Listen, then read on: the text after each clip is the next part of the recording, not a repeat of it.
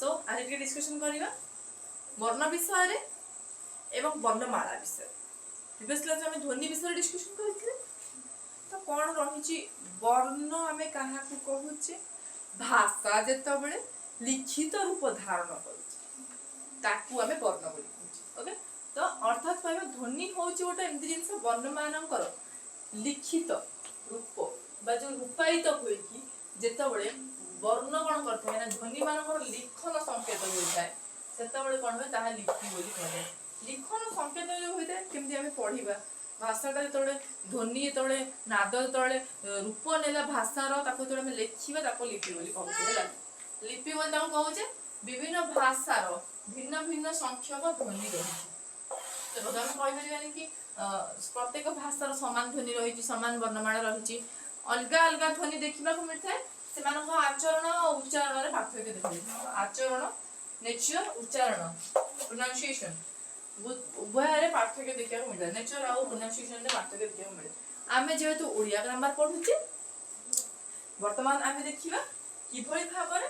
वर्णमाला आचरण आमर ओडिया वर्णमाला कौन आचरण और उच्चारण में कौन सब पार्थक्य देखा मिले। जमी आम कहीपर कि ओडिया भाषा समुदाय 49 कोटी ध्वनि रही है मन रखिए भूली हो जाती कन्फ्यूज हो जाती 49 50 भितर। सो 49 49 गोटी रही आमर वर्ण रही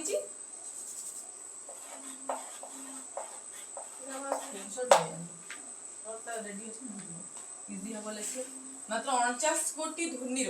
वर्ण ना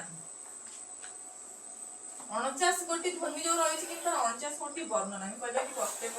ध्वनि गोटे गोटे वर्ण रही गोटे 50 कोटी वर्ण ध्वनि रही ना जितेबाला से उच्चारण करती कहीं कहीं निजे उच्चारित हो पारती एवं कहीं कहीं उच्चारण पाई अन्य ऊपर निर्भर करती से ही हिसाब से ओडिया वर्णमाला को दुई भाग में विभक्त कर। फर्स्ट वन हूँ स्वर वर्ण सेकेंड वन हूँ व्यंजन वर्ण। तमें कह स्वयं राजते इति स्वराः माने कि जी निजे उच्चारण हो पारे कहार ऊपर से डिपेंड रहे आत्मनिर्भरशील भाव में उच्चारित हो पारे ताकू आमे कहूचे स्वर वर्ण बोली। एंड व्यंजन वर्ण जदि कहबा से उच्चारण हवा पाई कि स्वर वर्ण ऊपर डिपेंड हेगी रहे। स्वर वर्ण जमि आमे अ उच्चारण करछि कहा ऊपर डिपेंड हम आ हर्ष ई दीर्घ ई हर्ष स्वर दीर्घ स्वर दुई भाग में विभक्त करा जायछि। हर्ष उ दीर्घ उ रु ए ऐ ओ औ लु एवं दीर्घ रु लोप पाई जायछि। एभली भाव में आमे स्वर वर्ण उच्चारण बेले कहा ऊपर डिपेंड करना बट जेतबेले आसिक व्यंजन वर्ण कथा क जेतबेले उच्चारण करा क हलन युक्त अ समान क तो एठी आमे और साहाय्य नेले का उच्चारण होला बेले से भली का क हलन युक्त आ तमाने स्वर वर्ण साहाय्य रे आमे जहा उच्चारण करू ताको आमे कोन कहूचे व्यंजन वर्ण बोली कहूचे। क हर्ष इकार की क हर्ष कहले क हलन युक्त हर्ष ई समान की क हलन युक्त दीर्घ ई समान कीटा जो दुईटी की रही फर्स्ट कीटा हर्ष स्वर उच्चारण हुए माने कहबा कि कम उच्चारण हुए प्रायतः पिला माने कंफ्यूज थांती उच्चारण केमती करियो तो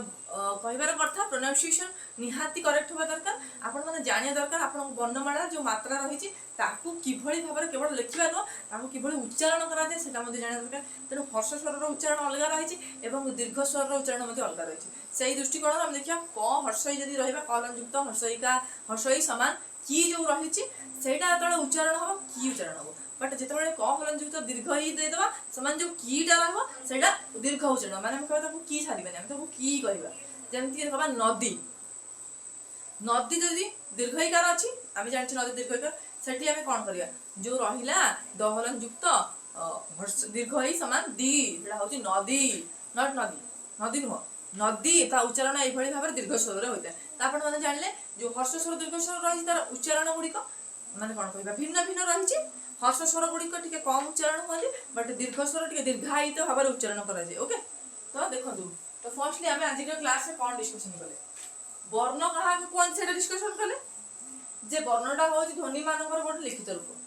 ध्वनि जोटा आम जाने मुख निश्रुत ध्वनि मनुष्यर नाद जोटा आम आलोचना करते से जो ध्वनि रही तार जो लिखित रूप रही जो आम लिखित रूप दौचे लिखुचे सी हो जाए वर्ण